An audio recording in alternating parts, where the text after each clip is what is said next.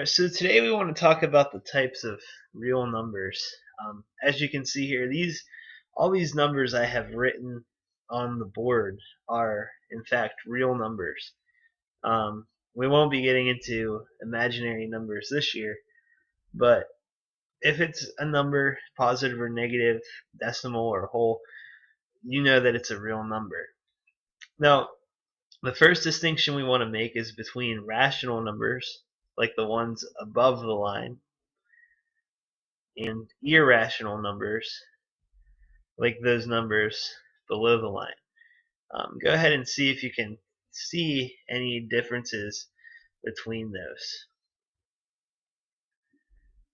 Rational numbers, like the ones up here, are going to be the ones we define as something that can be written as a fraction. Now, clearly, -6 can be written like -6/1.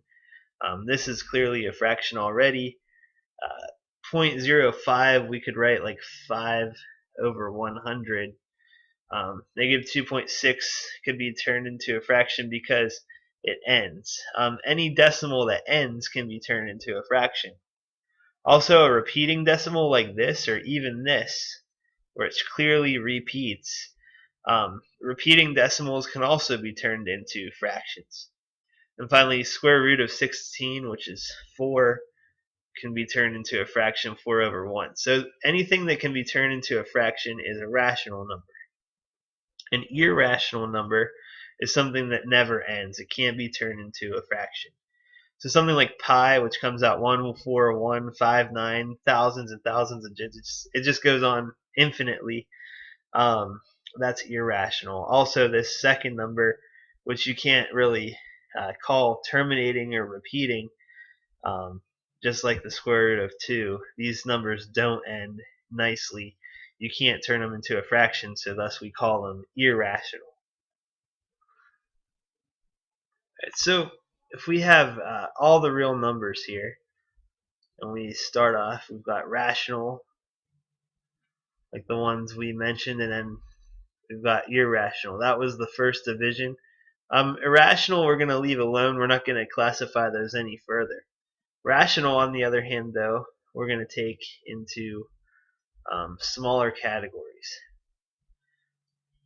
So the first category we want to take is integers.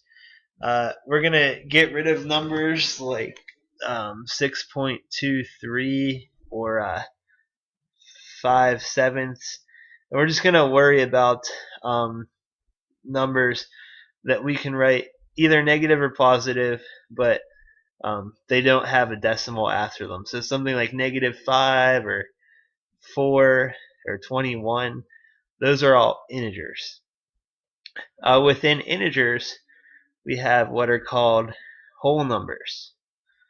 Whole numbers do not count negative ones. So we could have, again, 4 will fit into the whole numbers. 21 will fit into the whole numbers. We also have 0, which is considered a whole number. But the third type, the natural numbers, we're going to kick 0 out. So 0 is not allowed in the natural numbers, but 21 and 4 both count. And any number that is not 0 but is positive and whole can be included in the natural numbers category. Alright, so let's look at some examples here on how we can classify them. We've got 0.3 repeating. We know that's a rational number because we can write that as 1/3. Unfortunately, it's not any other category. It's not an integer. It's not a whole number. It's not a natural number. The square root of 67, also a real number, ends up being 8.1853 and a bunch of numbers after that. No terminating or repeating decimal, so we can't classify it as rational. We have to say it's irrational. -28/4 can simplify down to -7/1 or -7. So that means it is rational. It can be written as a fraction. It's an integer because it's a whole number. But since it's negative, it cannot be considered. Since it's negative, it can't be a whole number. It's just simply an integer since it doesn't have that decimal associated with it. 10 over 4 is a rational number. It is not an integer though because it's 2.5, an integer as well as a whole number, and a natural number has to have something without a decimal place associated with it. Alright, so what if we were asked to compare two numbers such as the square root of 34 and 5 3/8?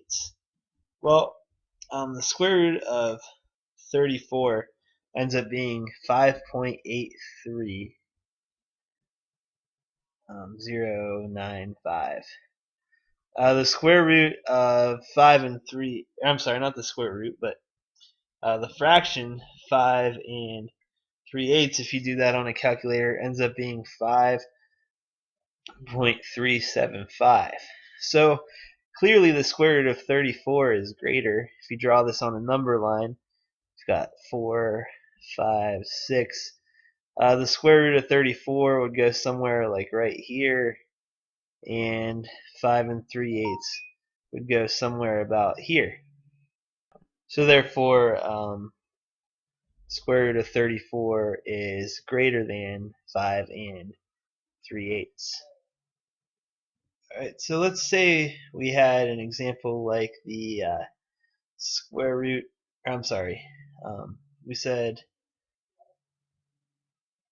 x squared equals 64. To figure that out, to get x by itself, we could take the square root of each side. So take the square root of this side, the square root of this side. Remember we said the square root of x squared is just x. The square root of 64 ends up being 8. So we get x is equal to 8. Now what if we had 2n squared equals 170? Well, the first thing we want to do to get that n by itself is to divide both sides by 2. So we're going to get n squared equals 85. Now, again, we're going to take the square root of both sides. We end up getting n on the left side, and on the right side, we're going to get about 9.2. Not a perfect square, but somewhere in the region of 9.2. So that's how you would solve for a variable involving squares. And with that, we're going to conclude our lesson on squares and square roots.